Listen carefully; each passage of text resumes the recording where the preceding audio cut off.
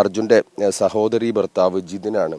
ഈ ജിതിൻ നടത്തിയ ഒരു പോരാട്ടമൊക്കെ ജിതിനെ കുറിച്ചൊക്കെ കഴിഞ്ഞ ദിവസങ്ങളിൽ നമ്മളെല്ലാവരും പറയുന്നത് കേട്ടതാണ്. ജിതിൻ കഴിഞ്ഞ ദിവസം ഈ 4-ാം ദിവസം ഈ തെരച്ചിൽ നടത്തുന്നതിനിടെ കാര്യമായി ഒന്നും ലഭിക്കാത്തപ്പോൾ ജിതിൻ ഇവിടെ തൊട്ടടുത്ത് ഇരിക്കുന്ന ഒരു രംഗം എൻ്റെ മനസ്സിലുണ്ടായിരുന്നു. വളരെ നിരാശയോടുകൂടി ദുഃഖത്തോടു കൂടി ഇരിക്കുന്ന ഒരു രംഗം ഞാൻ കണ്ടതാണ്.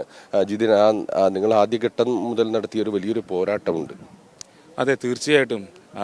ആ പോരാട്ടം എന്ന് പറഞ്ഞാൽ അത് തിരിച്ച് ചിന്തിക്കുമ്പോൾ എന്താ പറയുക, ഇപ്പോഴൊരു വിങ്ങൽ ഉള്ളിലുണ്ട് ആ പോരാട്ടം. അന്നത്തെ ഒരു ഈ സംഭവം 16-ാം തീയതി നടന്ന് 17-ാം തീയതി രാവിലെ ഞാനും അർജുൻ്റെ ഇളയ സഹോദരനും ഞങ്ങളുടെ കസിനും കൂടി അവിടുന്ന് എനിക്ക് കിട്ടിയ ഇൻഫർമേഷൻ എന്ന് പറയുന്നത് അർജുൻ്റെ വാഹനം ഈ ലാൻഡ് സ്ലൈഡിൽ പെട്ടിട്ടുണ്ട്, അർജുൻ്റെ വാഹനം ലഭിച്ചു, പക്ഷെ അതിൽ അർജുൻ ഇല്ല അതൊരു ആ സമയത്ത് കിട്ടിയൊരു പ്രാഥമിക ഇൻഫർമേഷൻ ആയിരുന്നു.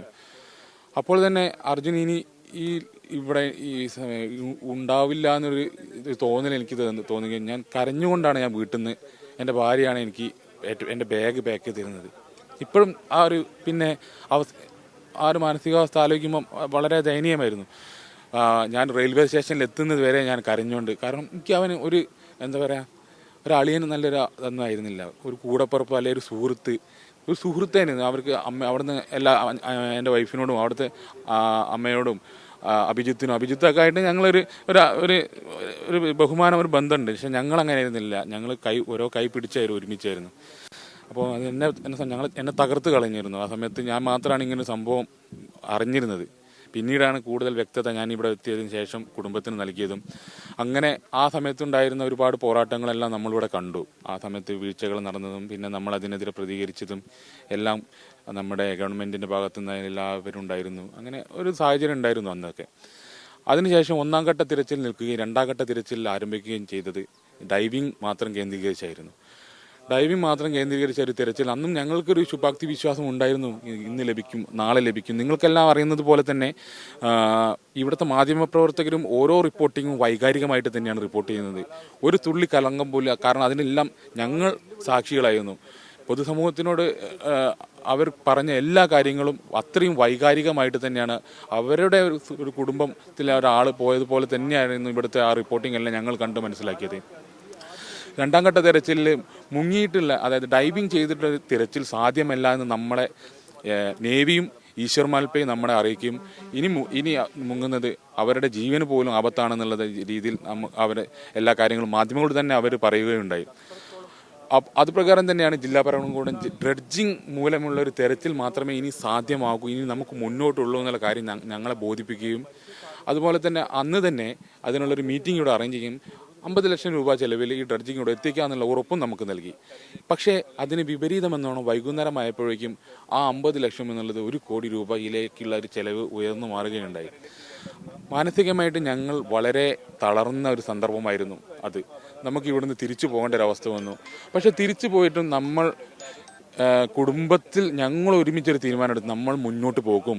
നമുക്ക് ഇവൻ എന്ത് സംഭവിച്ചു, അർജുൻ എന്ത് സംഭവിച്ചു, അല്ലെങ്കിൽ ഇത്രയും വലിയൊരു വാഹനം എവിടെ പോയി എന്നുള്ളൊരു ഉത്തരം നമുക്കും പൊതുസമൂഹത്തിനും എല്ലാവർക്കും ഇത് വേണമെന്നുള്ളൊരു ദൃഢനിശ്ചയത്തിൻ്റെ ഭാഗമായിട്ടാണ് ഞാനിവിടെ നിൽക്കുന്നതിന് ഒരു വലിയൊരു പങ്ക് കുടുംബത്തിൻ്റെ ഒരു പിന്തുണ, കൂടെ നിന്നിട്ടുള്ളൊരു പിന്തുണ ഉണ്ട്. എൻ്റെ ഭാര്യയാണെങ്കിലും അമ്മയാണെങ്കിലും അർജുൻ്റെ വൈഫാണെങ്കിലും എല്ലാവരും നമ്മൾ ഒരു കൂട്ടായിട്ടുള്ള ഒരു ഏകോപനം ഇവിടെ ഉണ്ടായിരുന്നു ഞങ്ങളുടെ ഉള്ളിൽ. അങ്ങനെയാണ് ഡ്രഡ്ജിങ് എത്തിക്കുന്നതിന് വേണ്ടിയിട്ട് Kozhikode MP രാഘവേട്ടനും Manjeshwaram MLA AK Ashraf സാറും അതേപോലെ തന്നെ മറ്റ് ജനപ്രതിനിധികളുമായിട്ട് ബന്ധപ്പെട്ട് ഞങ്ങൾ മുഖ്യമന്ത്രിയെ കാണുകയും അദ്ദേഹം നിന്ന് ഉറപ്പ് ഇതായിരുന്നു, ഡ്രഡ്ജിങ് മെഷീൻ കൊണ്ടുവരും, തിരച്ചിൽ ആരംഭിക്കും, അതിനെത്ര ചിലവ് വന്നാലും അത് എത്തിച്ചിരിക്കും. അതിനുശേഷം കുറച്ച് കാലതാമസമൊക്കെ ഉണ്ടായി. അത് കാലാവസ്ഥയുടെ ഒരു വ്യതിയാനം അതിൽ ബാധിച്ചു. ഈ ഡ്രഡ്ജിങ് എത്തിയെങ്കിൽ കാലാവസ്ഥ അനുകൂലമായിരിക്കണം എന്നുള്ള എല്ലാ കാര്യം നമുക്കറിയാവുന്നതുപോലെ തന്നെ കുറച്ച് വൈകിട്ടാണെങ്കിലും ഞങ്ങൾക്ക് പൂർണ്ണ കോൺഫിഡൻസ് ഉണ്ടായിരുന്നു. ഈ ഡ്രഡ്ജിങ് മൂലം ഈ വാഹനം ഉയർത്താൻ പറ്റുകയും അതിൽ നിന്ന് അർജുനെ ലഭിക്കുകയും ചെയ്യുമെന്ന ഒരു പൂർണ്ണ വിശ്വാസം ഞങ്ങൾക്കുണ്ടായിരുന്നു ഉള്ളിൽ. ഇനി മറിച്ചാണെങ്കിലും അത് പൊരുത്തപ്പെട്ടു പോകാനുള്ള ഒരു പാകപ്പെടുത്തൽ ഞങ്ങൾ ഒരുമിച്ച് കൂടിയിരുന്ന് അത് ഞങ്ങൾ ആ മനസ്സിൽ അങ്ങനെ പാകപ്പെടുത്തിയിട്ടുണ്ടായിരുന്നു. ദൈവത്തിൻ്റെ അനുഗ്രഹം എന്ന പോലെ തന്നെ ഇന്നലെ ആ വാഹനം ഡ്രഡ്ജിങ് ചെയ്ത് തന്നെ അത് ഉയർത്തുകയും അതിൽ അർജുൻ ഉണ്ടാവുകയും ചെയ്തു. ഒരുപാട് ഒരുപാട് പേർക്കുള്ള ഉത്തരം, ഞങ്ങൾക്കുള്ള ഉത്തരവും ഒരുപാട് മീഡിയ, മറ്റ് ജനപ്രതിനിധികൾ എല്ലാവരുടെ കഷ്ടപ്പാടിനും ഒരു റിസൾട്ട് ഉണ്ടായി എന്നാണ് ഞാൻ മനസ്സിലാക്കുന്നത്. ജിതിൻ സൂചിപ്പിച്ചതുപോലെ തന്നെ വലിയ പ്രതിസന്ധി ഘട്ടങ്ങൾ കടന്നു പോയിട്ടുണ്ട്, നിരാശപ്പെടുത്തുന്ന പല അനുഭവങ്ങളും ഉണ്ടായിട്ടുണ്ട്. ആ ഘട്ടത്തിൽ ഏതെങ്കിലും ഒരു ഘട്ടത്തിൽ ഇനി വയ്യ മടങ്ങിപ്പോകാമെന്ന് ചിന്തിച്ചിട്ടുണ്ടോ? അങ്ങനൊരു ചിന്ത വന്നിട്ടുണ്ടായില്ല. ഈ ഒരു തെരച്ചിൽ തുടങ്ങുമ്പോൾ തന്നെ ഞങ്ങളെ അറിയിച്ചിരിക്കുന്നത് എന്താണെന്ന് വെച്ചാൽ ഇതൊരു അവസാനഘട്ട തെരച്ചിലാണ്. ഇതൊരു അവസാനഘട്ട തെരച്ചിലാണെന്ന് ഇപ്പോൾ അവർ പറയുന്നതിൽ ഞങ്ങൾ ഉൾക്കൊള്ളുന്നുണ്ടായിരുന്നു. കാരണം ഇത്രയുമൊക്കെ നമുക്ക് ചെയ്തു തന്ന ഒരു സ്ഥലമാണ്. തുടക്കത്തിൽ വീഴ്ചകൾ ഉണ്ടായിരുന്നു, അതെല്ലാം നമ്മളെല്ലാവരും അതിനെക്കുറിച്ചൊരു വിവാദത്തിലേക്ക് പോയിട്ട് കാര്യമില്ല. അതിന് ശേഷമുള്ള ഈ ഡ്രഡ്ജിങ്ങിനാണെങ്കിലും ഈ ഡ്രഡ്ജിങ് ഇവിടെ കാര്യക്ഷമമായിട്ട് അർജുന ലോറി എടുക്കാൻ പറ്റില്ല എന്ന് പറഞ്ഞ ആൾക്കാർ വരെ നമ്മുടെ കൂടെ ഉണ്ട്. അപ്പോഴും ഞങ്ങൾ ഇവിടുത്തെ അവരെ കൊണ്ട് ചെയ്യിപ്പിക്കുക എന്നല്ലേ നമ്മൾ പിന്നെ ഇനി ആരോടെ അവിടെ വന്ന് ഫൈറ്റ് ചെയ്യേണ്ടത്? നമുക്ക് ഇനി അങ്ങനെ ഫൈറ്റ് ചെയ്തിട്ട് നേടേണ്ട ഒരു സംഭവം ആയിരുന്നില്ല. ഇനിയും നമ്മുടെ ഇവിടുത്തെ ഭരണകൂടത്തോ ഇവിടുത്തെ സംവിധാനങ്ങൾ വെച്ചുകൊണ്ട് മാത്രം അവരെ വിശ്വാസത്തിലെടുത്തി ഒരു തെരച്ചിൽ തന്നെയായിരുന്നു നമ്മൾ അതേപോലെ തന്നെ കാര്യങ്ങൾ നടന്നതിൽ വളരെ സന്തോഷമുണ്ട്. അങ്ങനെ തന്നെ നടക്കണം തന്നെയായിരുന്നു ഞങ്ങളുടെയും ആഗ്രഹം. വിവാദങ്ങളൊന്നും ഇല്ലാതെ തന്നെ ഇവിടുത്തെ ഭരണകൂടത്തെ വിശ്വാസത്തിലെടുത്ത് അവരുടെ കൂടെ നിന്ന് അവർക്ക് നിൽക്കുക തന്നെയായിരുന്നു ഞങ്ങളുടെ തീരുമാനം. ഞാൻ ഓർക്കുന്നത് 6-ാം ദിവസമോ 7-ാം ദിവസമോ എന്ന് ഓർമ്മയില്ല, നമ്മൾ ഈ തെരച്ചിൽ നടക്കുന്നതിനിടയിൽ ജിതിൻ എന്നോട് പറഞ്ഞൊരു വാക്കുണ്ട്, വലിയ പ്രശ്നങ്ങളും പ്രതിസന്ധികളും നേരിടുന്നു, ഇതിങ്ങനെ ബുദ്ധിമുട്ടായി നിൽക്കുന്നു, പക്ഷേ അവനില്ലാതെ എനിക്ക് ഇവിടെ നിന്ന് മടങ്ങിപ്പോകാൻ പറ്റില്ല എന്ന് പറഞ്ഞൊരു വാക്ക്.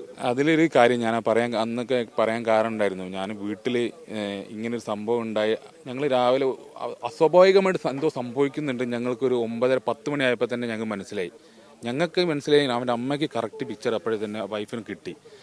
അവൻ വിളിക്കുന്ന സമയത്ത് വിളിച്ചില്ല, ആദ്യം കയറി. ഞാനന്ന് വീട്ടിലായിരുന്നു, ഞാൻ വീട്ടിൽ വർക്ക് ചെയ്തുകൊണ്ടിരിക്കുകയായിരുന്നു.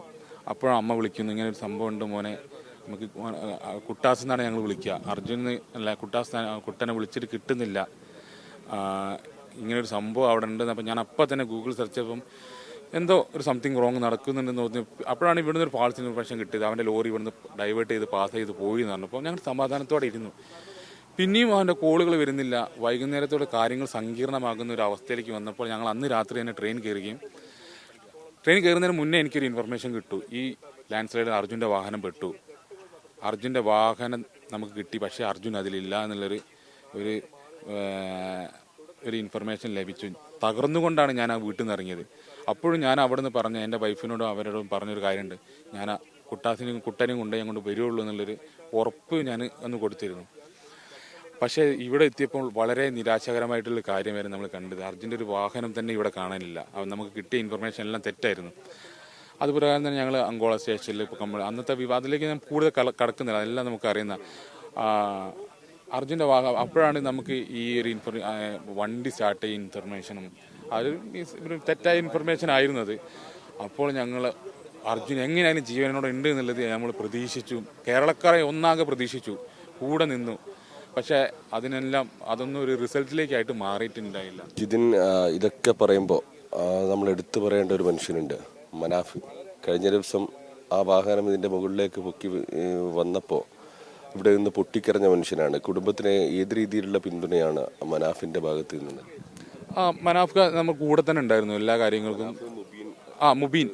ഇതിൽ നമ്മൾ ഏറ്റവും കൂടുതൽ പറയേണ്ട വിട്ടുപോയൊരു പേരുണ്ട് ഇതിൽ, മുബീൻ, മനാഫ്കയുടെ അനിയൻ. അദ്ദേഹത്തിൻ്റെ ഒരു പിന്തുണ എന്ന് പറയുന്നത് വളരെ വളരെ വിലമതിക്കാത്തൊരു പിന്തുണയായിരുന്നു.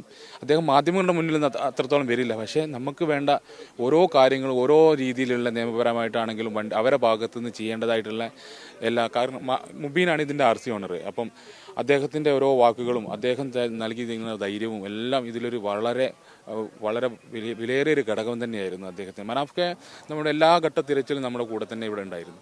മനാഫ്കെ പല ഘട്ടത്തിലും ആളുകൾ തെറ്റിദ്ധരിക്കുകയും ആ രീതിയിൽ ഇപ്പോൾ ചില സമയങ്ങളിൽ പൊട്ടിത്തെറിക്കും ആ ദേഷ്യം കൊണ്ട്, ചില സമയങ്ങളിൽ വൈകാരികമായി സംസാരിക്കുകയൊക്കെ ചെയ്യുന്നുണ്ടായിരുന്നു. അപ്പോൾ അത് കണ്ട് പലരും തെറ്റിദ്ധരിക്കുന്ന ഒരു സാഹചര്യമൊക്കെ ഉണ്ടായിരുന്നു.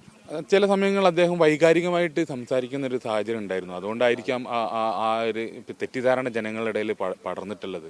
അദ്ദേഹത്തിന് ഒരുപാട് ആരോപണങ്ങൾ നേരിട്ടിട്ടുണ്ടായിരുന്നു. അതുകൊണ്ടും ആണ് അദ്ദേഹം ഈ കാര്യത്തിന് അവസാനം വരെ കൂടെ നിന്നതും അതുകൊണ്ട് തന്നെയായിരുന്നു.